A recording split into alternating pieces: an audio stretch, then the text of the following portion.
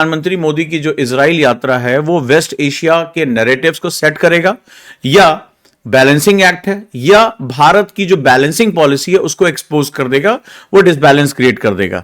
समझते हैं, क्योंकि इस समय जो दुनिया है वो मल्टीपोलर है और वहां पर दोस्त और दुश्मन का पता लगाना बहुत मुश्किल है। भारत एक सप्लाई वेब क्रिएट करने की कोशिश कर, और ऐसी कंडीशन में इजराइल जाना क्यों महत्वपूर्ण हुआ, क्या ऐसे जो है सेगमेंट्स चल रहे थे और क्या हमारे आसपास ऐसे कौन कौन सी परिस्थितियां थी, इसके बारे में हम पूरी जानकारी लेंगे।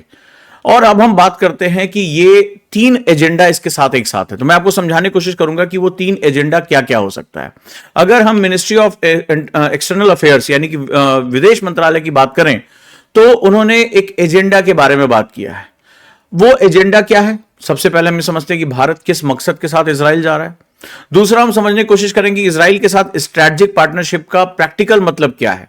क्या वो डिफेंस है, टेक्नोलॉजी है, इनोवेशन है, या ट्रेड है? डेफिनेटली वो क्या है। और तीसरी चीज हम जो समझने की कोशिश करने जा रहे हैं आज, वो है कि भारत वेस्ट एशिया में क्रेडिबिलिटी बचाते हुए, यानी अपनी शाख को बचाते हुए डीप पार्टनरशिप कर सकता है, या धीरे धीरे किसी कॉन्फ्लिक्ट डायनामिक्स में फंसने का रिस्क बढ़ रहा है। क्योंकि उधर डोनाल्ड ट्रंप जो गाजा पीस प्लान है, जहां पर वो मेंबरशिप दे रहे हैं, वो उन्होंने ऑफर किया है, जिसमें भारत ने कहा कि हम ऑब्जर्वर रहेंगे, लेकिन अभी हम डायरेक्टली पार्टिसिपेट नहीं करने जा रहे हैं। तो क्या बेसिकली जो ये वेस्ट एशिया का रीजन है, यहां पर कई प्लेयर एक साथ हैं। भारत अभी यूएई के साथ हाल में उसने डील की है। भारत सऊदी अरेबिया के साथ अपनी बैलेंसिंग को आगे बढ़ाने की कोशिश कर रहा है। पाकिस्तान और सऊदी अरेबिया ने आपस में जो है तुर्की के साथ मिलकर जो है इस्लामिक नाटो का एक कोर बनाने की कोशिश की है। तो क्या जो इस रीजन में, जो मिडिल ईस्ट का रीजन है, जो वेस्ट एशिया का रीजन है, वो एक कॉन्फ्लिक्ट नैरेटिव क्रिएट कर रहा है? तो कॉन्फ्लिक्ट डायनेमिक्स क्या है? क्या भारत फंस सकता है, या भारत यहां पर बैलेंसिंग करने जा रहा है? तो आज के इस पूरे विश्लेषण में हम पूरे सिस्टम को समझने की कोशिश करेंगे। मेरे साथ आप अगर एक एक पॉइंट को लिखते हैं तो आपको बहुत ही ज्यादा फायदा होगा। जियोपॉलिटिक्स के बहुत डीप एस्पेक्ट्स में यहां आपके लिए लेकर आया हूं। तो चलिए सबसे पहले हम बात करते हैं कि जो हेडलाइंस हैं, जो बेसलाइन है भारत और इजराइल के संबंधों की, उसके बारे में हम बात करते हैं। तो भारत के विदेश मंत्रालय ने जो विज्ञप्तियां जारी की है, हमारे प्रधानमंत्री नरेंद्र मोदी 25 और 26 फरवरी 2026 को इजराइल की स्टेट विजिट पर है, उनके स्टेट मेहमान बनके, और इजरायली नेतृत्व से मुलाकातों के जरिए इंडिया इजराइल स्ट्रेटेजिक पार्टनरशिप, ध्यान से वर्ड सुनिएगा, इंडिया इजराइल स्ट्रेटेजिक पार्टनरशिप की समीक्षा एजेंडे में वो विजिट करने जा रहे हैं। तो एक्सटर्नल अफेयर्स मिनिस्ट्री ने जो विजिट है और डिपार्चर जो है उसके लिए कई स्टेटमेंट जारी किए हैं। अब आप लोगों को एक कंफ्यूजन हो सकती है कि पहली चीज है, ये विजिट अचानक क्यों, जबकि वो एक कॉन्फ्लिक्ट एरिया है। तो चलिए सबसे पहले मैं आपको इस सवाल का जवाब देने की कोशिश करता हूं कि अचानक से विजिट होती क्यों है। तो थोड़ा इतिहास को खंगालते हैं, थोड़ा सा हम हिस्ट्री को समझते हैं। भारत और इजराइल के जो फुल डिप्लोमेटिक रिलेशनशिप है वो 1992 में बने। जी हां, 1991 में हमारे साथ इकोनॉमिक क्राइसिस होती है, हम यूएसएसआर से जो है वो यूएसएसआर टूटता है, हम अपनी एक अलग दुनिया में जाते हैं, आईएमएफ हमारे साथ आता है और हमारे मार्केट को खोलने की बात करता है। ये सारी चीजें होती हैं, और यहां पर जो हम अगली चीज समझने जा रहे हैं वो ये है कि डिप्लोमेटिक रिलेशनशिप जो होते हैं तो यहां पर 1992 में बनने शुरू होते हैं। तो ये माइलस्टोन यूपीएससी ने पहले भी कई बार एग्जाम में पूछा है। अब 2017 में नरेंद्र मोदी की पहली इजराइल यात्रा होती है ऑफिशियल, और ये एक बहुत बड़ा टर्निंग पॉइंट क्रिएट करती है और इंगेजमेंट का सिग्नल भी देती है, क्योंकि बहुत लंबे समय बाद कोई भारत का प्रधानमंत्री आधिकारिक यात्रा पर इजराइल के पास गया। क्योंकि इजराइल से हम पर्दे के पीछे मिलते थे, बैकडोर डिप्लोमेसी हम करते थे, लेकिन हम फ्रंट पे कभी डील नहीं करते थे। तो र्यूटर और अन्य रिपोर्ट्स ने भी 2017 को first ever by an Indian PM के रूप में हाईलाइट किया। जी हां, ये जो दुनिया की जाने माने पत्र थे, दुनिया के जाने माने अखबार थे, first ever by an Indian PM, कि जिसने आधिकारिक स्टेट विजिट किया था, पहले प्रधानमंत्री। लेकिन अब यहां पे थोड़ा ध्यान रखिए, भारत ने लंबे समय तक वेस्ट एशिया में एक डेलिकेट बैलेंस बनाकर रखा, एक बहुत ही शानदार बैलेंस बनाकर रखा। इजराइल के साथ प्रैग्मेटिक कोऑपरेशन, बहुत इंपॉर्टेंट, प्रैग्मेटिक कोऑर्डिनेशन, और साथ ही अरब देशों व फिलिस्तीन मुद्दों पर अपनी पारंपरिक पोजीशन की कंटिन्यूटी। भारत में अपीजमेंट पॉलिटिक्स चलती है, बहुत तरह की बात होती है। तो यहां पर यानी इजराइल और जो अरब कंट्रीज हैं, फिलिस्तीन है, वहां पर हाइफनेशन यानी कि दोनों को एक साथ जोड़कर हम देखते थे। जब भी हम वेस्ट एशिया या हम जो है मिडिल ईस्ट की बारे में बात करते थे तो हम दोनों को यानी अरब इजराइल, अरब इजराइल, अरब हाइफनेशन इजराइल, जैसे अमेरिका भारत हाइफन पाकिस्तान कहता था, तो हम बहुत समय से कहते थे कि भारत अलग है पाकिस्तान अलग है। लेकिन जो पेंटागन की पॉलिसीज रही हैं वो इंडिया हाइफन पाकिस्तान रहती थी। हमने कहा हम दोनों बिल्कुल अलग है, पाकिस्तान एक अलग देश है, पाकिस्तान का एजेंडा अलग है, वो पूरी दुनिया में टर्बुलेंस क्रिएट कर रहा है। भारत एक लोकतांत्रिक देश है जो अपने ग्रोथ के लिए जाना जाता है। तो यहां पर जो है हमने पहले दोनों को एक ही रूप में देखा, लेकिन हमने डीहाइफनेशन शुरू किया आधिकारिक रूप से 2017 के बाद। डीहाइफनेशन यानी दोनों को अलग अलग करके, यानी इजराइल और फलस्तीन को एक दूसरे का एक्सटेंशन हमने मानना बंद किया और कहा कि दोनों देशों के साथ अलग ट्रैक पर हमें मैनेज करना होगा। यह बहुत इंपॉर्टेंट कॉन्सेप्ट है और ये सारी चीजें लगातार न्यूज़पेपर में भी कवर होने लगी। तो भारत ने 2017 के बाद खुलकर डीहाइफनेशन कॉन्सेप्ट को शुरू कर दिया। अब समझते हैं कि स्ट्रैटेजिक पार्टनरशिप का मतलब क्या होता है। स्ट्रैटेजिक पार्टनरशिप बहुत ही क्रूशियल वर्ड है जियोपॉलिटिक्स में। तो स्ट्रैटेजिक पार्टनरशिप आमतौर पर 3 लेयर्स पर चलती है, बड़े ध्यान से समझिएगा, 3 स्तर पर चलती है। पहला सिक्योरिटी या डिफेंस के स्तर पर, सिक्योरिटी यानी सुरक्षा और डिफेंस यानी रक्षा के स्तर पर। दूसरा इकोनॉमी और ट्रेड के स्तर पर यानी अर्थव्यवस्था और व्यापार। और तीसरा टेक्नोलॉजी एंड इनोवेशन। टेक्नोलॉजी वो जो आज की जरूरत है, टेक्नोलॉजी वो जो भविष्य की जरूरत है, जो टेक्नोलॉजी ट्रांसफर में बहुत मदद करने वाली है। तो स्ट्रैटेजिक पार्टनरशिप 3 स्तरों पर चलती है, security and defence, economy and trade, technology and innovation. याद रहेगा। तो इजराइल के केस में भारत के लिए डिफेंस और हाईटेक कोलैबोरेशन, डिफेंस में बहुत जबरदस्त, खासतौर पे जो इंटेलिजेंस है और हाईटेक कोलैबोरेशन बहुत महत्वपूर्ण रहा है। जैसे जो अनआर्म्ड व्हीकल्स है, यूएवी जिसे कहते हैं, sensors, missile related system, cyber security, इन सब कैपेबिलिटीज की जरूरत भारत को नेशनल सिक्योरिटी के लिए बहुत आवश्यक है। उसके पास जबरदस्त सेंसर है, हमें अपने बॉर्डर को सुरक्षित रखना है, हमें बहुत ही गुप्त इंटेलिजेंस चाहिए होती है, बहुत ही एक्यूरेट इंटेलिजेंस चाहिए होती थी। इन सब का जो गढ़ है वो हमेशा इजराइल माना गया है। तो जब हमें यह समझ में आया कि भारत के लिए नेशनल सिक्योरिटी एक बहुत बड़ा, बहुत खास मुद्दा है, तो हम इस पर खुलकर सामने आते हैं। अगर हम र्यूटर्स की रिपोर्टिंग के बारे में बात करें, जो उसके न्यूज़पेपर में लगातार आज भी बात कर रहा है, वो कह रहा है कि जो प्रधानमंत्री की विजिट हो रही है उसके कंटेक्स्ट में टेक्नोलॉजी और डिफेंस कॉर्पोरेशन को सेंट्रल बताया गया है। जी हां, जो डिफेंस को सेगमेंट की हमें बात करना है, अभी हमने फ्रांस के साथ किया राफेल पे। टेक्नोलॉजी इनोवेशन हमें करना है क्योंकि दुनिया का स्टार्टअप हब इजराइल कहा जाता है। अब हमें यहां पर इस चीज को समझना है। अब यह समझिए कि मैं आपको कुछ और आसान शब्दों में समझाता हूं कि भारत की वेस्ट एशिया पॉलिसी को ले लेते हैं, हम जो है पश्चिमी एशिया पॉलिसी को लेते हैं। ये एक 3 पैर वाला स्टूल है, जहां हमारे आपके घरों में होगा स्टूल। तो पहला पैर है सिक्योरिटी और टेक्नोलॉजी, सुरक्षा और तकनीकी आपस में जुड़ी हुई हैं। ऑपरेशन सिंदूर में हमने बहुत प्रिसीजन स्ट्राइक किया क्योंकि हमारे पास सूचनाएं इतनी एक्यूरेट थी, हर चीज, और 36 to 39 मिनट्स के अंदर हमने ऑपरेशन खत्म कर दिया। दुनिया का सबसे सोफिस्टिकेटेड ऑपरेशन किया, लेकिन यह टेक्नोलॉजी के बिना संभव नहीं था। दूसरा स्टूल का पैर है एनर्जी सिक्योरिटी, ऊर्जा सुरक्षा, ट्रेड और समुद्री रास्ते। भारत को आज इनकी बहुत बड़ी आवश्यकता है। तीसरा पैर है डायस्पोरा और रीजनल स्टेबिलिटी, जो पूरे दुनिया में भारतीय रह रहे हैं उनके बारे में जानकारी, कोई भी दिक्कत आती है उनको बचाने के तरीके, और क्षेत्रीय स्थिरता। और क्षेत्रीय स्थिरता आती है शक्ति से, जब पावर बैलेंस बनता है।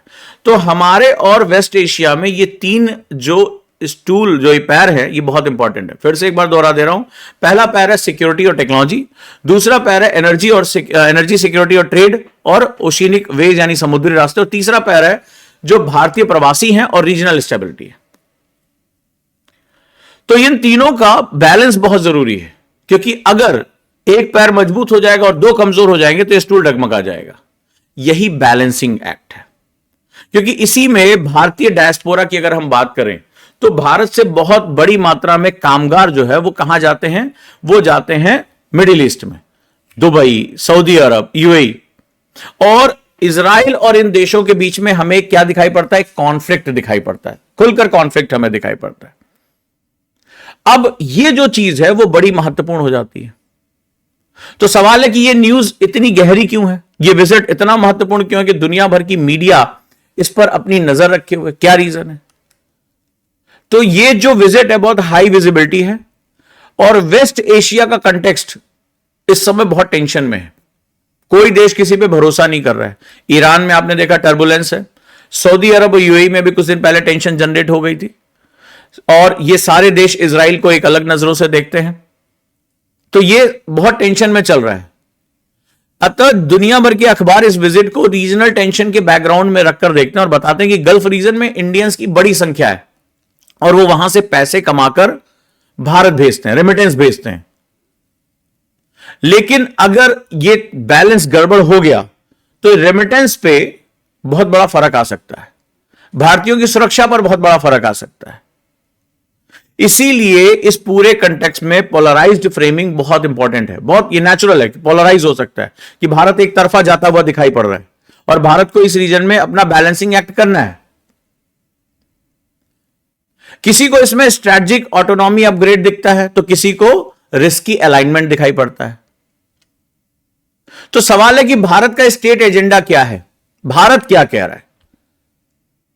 तो अगर विदेश मंत्रालय के डिपार्चर स्टेटमेंट और विजिट इन्फो से अगर हम उसको देखें तो हमें यह पता चलता है कि फोकस स्ट्रेटेजिक पार्टनरशिप की समीक्षा और आगे के सहयोग क्षेत्र पर निर्भर है। भारत यह खुलकर कह रहा है कि उसकी आवश्यकताएं क्या हैं। कई बार हमें ऐसा होता है कि एक को पाने में हमें दूसरे का नुकसान होता है, लेकिन पाने की जो वैल्यू होती है वो नुकसान की वैल्यू से ज्यादा होती है। यह एक बहुत महत्वपूर्ण बात है जो हमें समझनी चाहिए, जो हमें जाननी चाहिए। अगर हम मीडिया की बात करें तो डिफेंस, टेक्नोलॉजी, इनोवेशन, ट्रेड, ये सारी चीजें इजराइल रिलेशनशिप में बहुत बहुत ज्यादा इंपॉर्टेंट हो जाती है।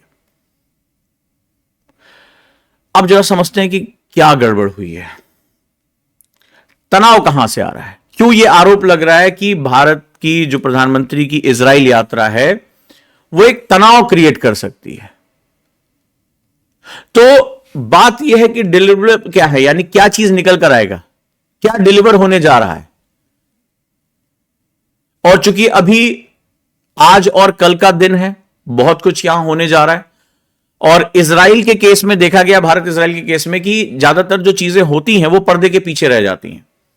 बाहर कुछ कुछ खबरों के बारे में बात होती है, विजिट को पर्सनल एजेंडा के रूप में दिखाया जाता है, लेकिन जब हम जाते हैं वहां पर तो हमें एक नई तस्वीर, बहुत सी ऐसी चीजें होती हैं, चाहे वो आपका इंटेलिजेंस शेयरिंग हो, सोफिस्टिकेटेड टेक्नोलॉजीज हो, अगर हम इन सब की बारे में बात करें तो हमें यह दिखाई पड़ता है वो चीजें बाहर नहीं आती हैं।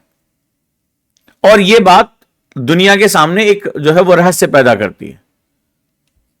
तो सबसे पहले भारत ने क्या अपना घोषित एजेंडा बताया कि भाई हमारा ये जो है डिक्लेयर एजेंडा है, कहते हैं हम कॉर्पोरेशन बढ़ा रहे हैं, ठीक है। जैसे आउटकम्स एमओयू साइन करेंगे, मेमोरेंडम ऑफ अंडरस्टैंडिंग, भारत और इजराइल की कंपनी साथ में काम करेंगी, सेक्टोरल टाइमलाइंस बनाएंगे, ठीक है। ऑफिशियल रीडआउट्स के बाद ही हम जो है वो क्या क्या होगा ये हम बाद में देखेंगे, लेकिन जैसे उद्योग हो गया, इनोवेशन हो गया, फंडिंग के बारे में बात हो गई, इन्वेस्टमेंट हो गया, इसके बारे में जो बातचीत होती है।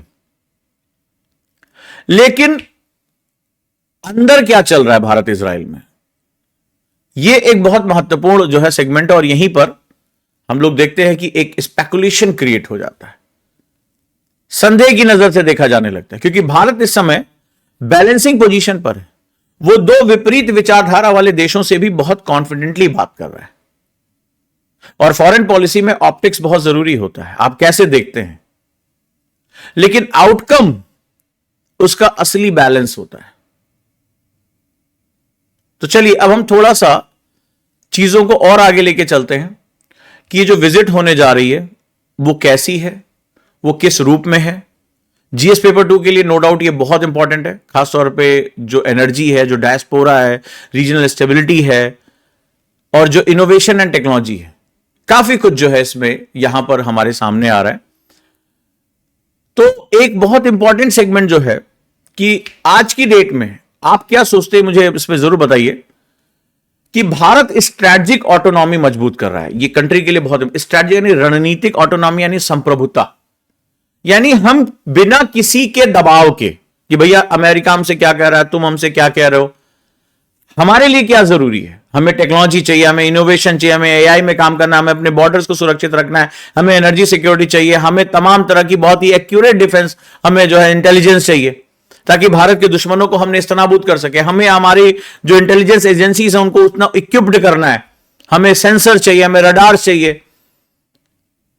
तो यहां पर जो स्ट्रेटेजिक ऑटोनॉमी है वो भारत मजबूत कर रहा है। अब सवाल है कि क्या भारत किसी ब्लॉक में जा रहा है, क्या किसी खेमे में जाता हुआ दिखाई पड़ रहा है? नहीं। यहां भारत की इस समय की जो फॉरेन पॉलिसी है वो बहुत ही स्पष्ट है कि हम किसी ब्लॉक में नहीं जा रहे, हम अपना खुद का एक जो है वो पोल बना रहे हैं। हम ग्लोबल साउथ के कॉन्सेप्ट को बहुत मजबूत कर रहे हैं। और जो इंडिया फर्स्ट पॉलिसी है, यानी भारत प्रथम की जो नीति है, भारत उससे 1% भी कहीं डायलेमा शो नहीं कर रहा है। कई मामलों में बहुत रूथलेस है। कई मामलों में भारत वो है जो जिसने दुनिया ने भारत को 1947 के बाद इस फॉर्म में देखा ही नहीं कि भारत कितना डिटरमिनिस्टिक है। वो महाशक्तियों से भी बराबरी पे खड़ा होकर बात कर रहा है। तो यहां इस समय हम कह सकते हैं भारत किसी ब्लॉक में नहीं जा रहा है। Bharat issue based partnership, word याद रखिएगा, यह बहुत इंपॉर्टेंट अगर आपको आंसर राइटिंग करनी है। तो भारत इस समय जो भारत की फॉरेन पॉलिसी है वो इशू बेस्ड पार्टनरशिप की तरफ जा रहा है। वो कहता है कि भारत को एक विकसित राष्ट्र बनना, और कोई भी ताकतवर राष्ट्र जो है जब जाता है वो अपनी पॉलिसी, अपना जो है एरीना, अपना जो टारगेट वो तय करता है। भारत ने कहा 2047 तक मुझे विकसित राष्ट्र बनना है, और विकसित राष्ट्र बनने के लिए चाहे मुझे ऊर्जा सुरक्षा चाहिए, मुझे अच्छे पार्टनर चाहिए, मुझे जो भी चीजें चाहिए वो हम हासिल करेंगे। इसको बोलते हैं इशू बेस्ड पार्टनरशिप। और भारत ने कहा हमारी पॉलिसी ऐसी है कि हमारे समक्ष जो मुद्दे हैं, हमारा जो राष्ट्रहित है, हम उसको हर हालत में हासिल करेंगे। तो अभी क्या भारत के पक्ष में कोई आर्गुमेंट है? हां, आज भारत मल्टीपल पार्टनर के साथ अलग अलग सेक्टर में कॉर्पोरेशन करता है। हो सकता है वो पार्टनर्स वर्ल्ड में एक दूसरे के विरोधी हो, जैसे अमेरिका रशिया हो गए, जैसे इजराइल ईरान हो गए। लेकिन भारत सभी मल्टीपल पार्टनर के साथ अलग अलग सेक्टर में कॉर्पोरेशन करता है, कॉर्पोरेशन कर रहा है, फॉर्मल अलायंस भी बना रहा है। और जब वो किसी अलायंस में जाता है तो बहुत कॉशियस भी रहता है। यूनाइटेड नेशन में वोटिंग किसको करनी है, किसको नहीं करनी है, कई बार वो वोटिंग से गायब हो जाता है। दुनिया भर के न्यूज़पेपर ये कह रहे हैं कि भारत के अलायंस में एक जो है जिसे कॉशन का संकेत मिलता है, यानी भारत फूंक फूंक के कदम रखता है। आप देखिए, जो सबसे अच्छा एग्जांपल है, जब अमेरिका ईरान का इतना कॉन्फ्लिक्ट होता है, दुनिया भर के देश अपना अपना स्टेटमेंट देते हैं, भारत बिल्कुल चुप रहा। स्ट्रैटेजिक साइलेंस बोलते हैं इसको। भारत एकदम स्ट्रैटेजिक साइलेंस के साथ काम करता रहा। और फिर हम देखते हैं कि हमारे नेशनल सिक्योरिटी एडवाइजर चुपचाप जाते हैं विजिट करने के लिए। यानी भारत मीडिया के माध्यम से, भारत किसी और चीज के माध्यम से बात किए बिना क्या कहता है, चुपचाप बैक डोर पे जाता है और बात कर लेता है।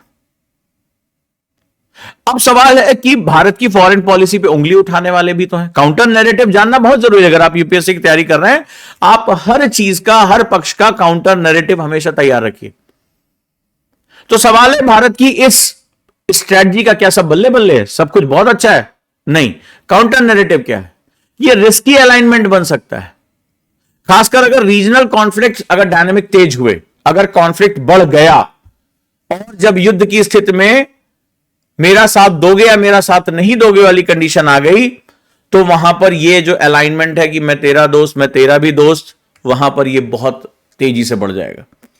तो पूरी दुनिया में शांत रहना, शांति रहना और अमेरिका का किसी युद्ध को प्रोवोक ना करना, यह भारत के हित में बना हुआ है। यह समय जितना लंबा बीतेगा, भारत को उसका उतना ही ज्यादा फायदा मिलेगा। अब सवाल है कि भारत की इस पॉलिसी की अगर हम बात करें तो आर्ग्यूमेंट्स क्या हो सकते हैं। तो वेस्ट एशिया, यानी जो पश्चिमी एशिया, उसमें परसेप्शन बहुत तेजी से बदलती है और क्रेडिबिलिटी जो है वो धीरे धीरे बनती है। क्रेडिबिलिटी बनने में चाहे वो रिलीजियस के स्तर पर हो, कल्चर के स्तर पर हो, किसी भी स्तर पे हो, वहां के क्रेडिबिलिटी बनाना बहुत मुश्किल काम होता है।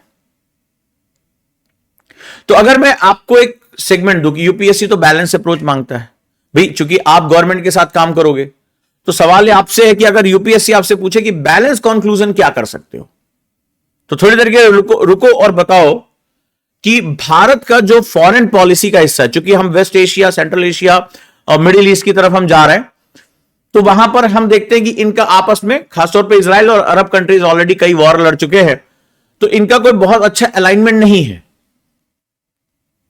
बहुत अच्छा अलाइनमेंट नहीं है, और भारत दोनों के साथ जो है इन्वॉल्व है। तो अगर आप यूपीएससी के सीरियस स्टूडेंट हैं, तो आप मुझे बताइए बैलेंस कंक्लूजन आप क्या दे सकते हैं। मैं आपकी बुद्धिमत्ता की थोड़ी सी परीक्षा लेता हूं, मैंने इसके सभी पर्सपेक्टिव्स आपके सामने रखने की कोशिश की है।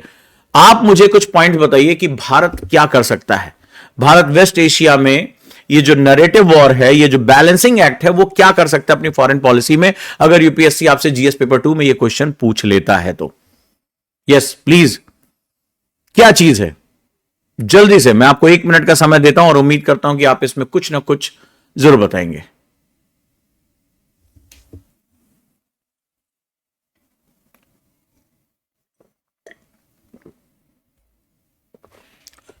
जी हां, तो इसका आंसर होना चाहिए कि भारत के लिए सबसे पहले प्रैग्मेटिक पाथ, जो अभी जो बैलेंसिंग पाथ है, जो संतुलन का बिंदु है, वो ये होना चाहिए कि पार्टनरशिप को मेजरेबल, डिलीवरेबल में कन्वर्ट करें। यानी कि जो अभी हमें तत्काल दिखाई पड़ रहा है, जिससे फायदा होता है, उसके साथ उसको अटैच करें। जैसे डिफेंस और टेक्नोलॉजी में कॉर्पोरेशन हो, किसी भी राष्ट्र को अपनी जो संप्रभुता है, अपनी जो राष्ट्रीय सुरक्षा, उसको आगे लेके जाना है। टेक्नोलॉजी क्या करता है, उसकी जनरेशन को आगे लेकर जाता है। लेकिन पब्लिक मैसेजिंग, जो ह्यूमैनिटेरियन पोजीशनिंग है, जो रीजन वाइड एंगेजमेंट है, यानी कि जो हम रीजन वाइज एंगेज, फिलिस्तीन को हम एंगेज कर रहे हैं, हम जो सऊदी अरेबिया को एंगेज कर रहे हैं, हम जो यूएई को एंगेज कर रहे हैं, इनको एंगेज करके रखें। ऐसा नहीं कि हम एक तरफा चले जाएं।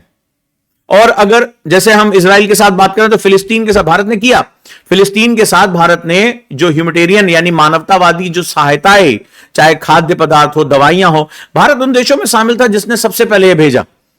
यानी वो बैलेंसिंग एक्ट की बात कर रहे हैं, जो वहां के लोगों को रिहैबिलिटेट करना है, उनको जो है दवाइयां पहुंचानी, उनको कोई मदद पहुंचानी है, वो भारत उसको बढ़ चढ़कर कर रहा है।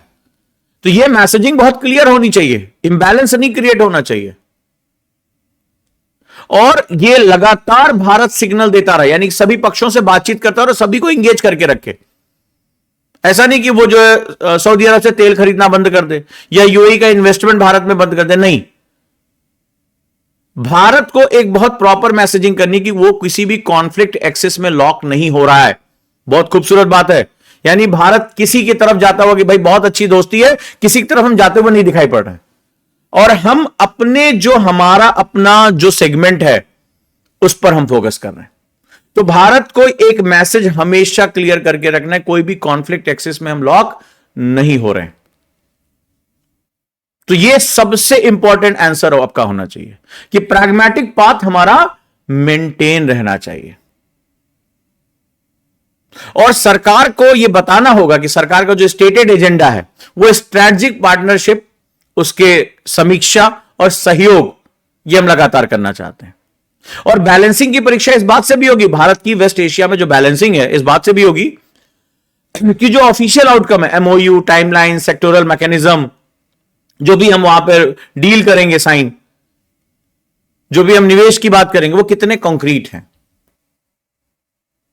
क्योंकि जब हम ये दिखाएंगे कि हम इकोनॉमिक, टेक्नोलॉजिकल और अपनी जनता के हितों के लिए जा रहे हैं, तो जो रीजन वाइड रिलेशनशिप है उसमें ट्रस्ट जो है वो बहुत आसानी से बिल्डअप कर पाएंगे। और हम ये नहीं दिखा पाते हैं तो हमारा इस रीजन में ट्रस्ट जो है इंपैक्ट होगा। और अब भारत को समझना होगा कि भारत की एक बहुत बड़ी आबादी यूएई में, दुबई में, या सऊदी अरेबिया में, वहां पर कामगार के रूप में, वहां पर कार्य के रूप में इन्वॉल्व है। तो वहां पर होने वाले किसी भी तनाव को भारत क्या करेगा, वो इंपैक्ट करेगा, भारतीय डायस्पोरा को इंपैक्ट करेगा। तो सवाल है कि क्या इंटरव्यू में यहां से कोई क्वेश्चन पूछा जा सकता है इस टॉपिक से, कोई अनरिजॉल्व डायलेमा है? चलिए, एक क्वेश्चन आपके लिए है, मन करे इसको लिख लीजिए और इस पर विचार करिए। इंटरव्यू में इस तरह के क्वेश्चन बहुत पूछे जा रहे हैं कि अगर कल को वेस्ट एशिया में टेंशन बढ़ जाती है, कॉन्फ्लिक्ट हो सकता है, चल रहा है, कोई छोटी सी एक घटना किसी बड़े स्पार्क को जन्म दे सकती है। तो कल अगर वेस्ट एशिया में टेंशन यानी तनाव बढ़ता है और प्रेशर आता है कि स्पष्ट पक्ष चुनिए, भारत आइदर ए और बी, तब क्या भारत अपनी स्ट्रेटेजिक ऑटोनॉमी बचा पाएगा? अगर यह सवाल आपसे पूछा जाए तो आज कॉपी उठाइए और इसका आंसर देने की कोशिश करिए कि कल को इन फ्यूचर अगर वेस्ट एशिया में टेंशन इंक्रीज होता है, प्रेशर आता है कि भाई या तो ये साइड या तो वो साइड, कोई एक स्पष्ट पक्ष चुनिए, तब क्या भारत अपनी स्ट्रेटेजिक ऑटोनॉमी को बचा पाएगा? या डीपनिंग डिफेंस टेक्नोलॉजी इंटरडिपेंडेंस, यानी कि अगर हम उनके ऊपर बहुत गहरी टेक्नोलॉजी पर डिपेंडेंस हो जा रहे, हमारी उनके ऊपर आश्रितता बढ़ती जा रही है, तो भारत धीरे धीरे स्ट्रेटेजिक इंटेंगलमेंट की तरफ जा सकता है, यानी वो किसी के साथ फंस सकता है, किसी एक्सेस में फंस सकता है। तो आपका क्या मत है, कॉपी में जरूर लिखिएगा। अब जीएस पेपर 2 में अगर आपसे एक सवाल पूछ लिया जाए यूपीएससी में कि भारत वेस्ट एशिया में क्रेडिबिलिटी कैसे स्टैब्लिश करे, क्रेडिबिलिटी मतलब क्या हुआ, वो किसी भी कॉन्फ्लिक्ट एक्सिस का पार्ट ना हो। तो क्वेश्चन है कि भारत अगर इंडिया या भारत वेस्ट एशिया में क्रेडिबिलिटी को कैसे बनाए, तो आपकी राय क्या होगी? निम्नलिखित में से कौन से बदलाव आप सुझाएंगे? अगर आपसे पूछा जाए कि अपना तर्क दें, put your own view how India maintain its credibility in West Asia, define approaches and policy changes, तो आपकी राय क्या होगी? तो बहुत प्यारा क्वेश्चन है। इंडिया इजराइल के रिलेशनशिप में बहुत डेप्थ में चीजें जाती हैं और मैं उम्मीद करूंगा कि ये जो एनालिसिस है आपको बहुत अच्छी लगी होगी।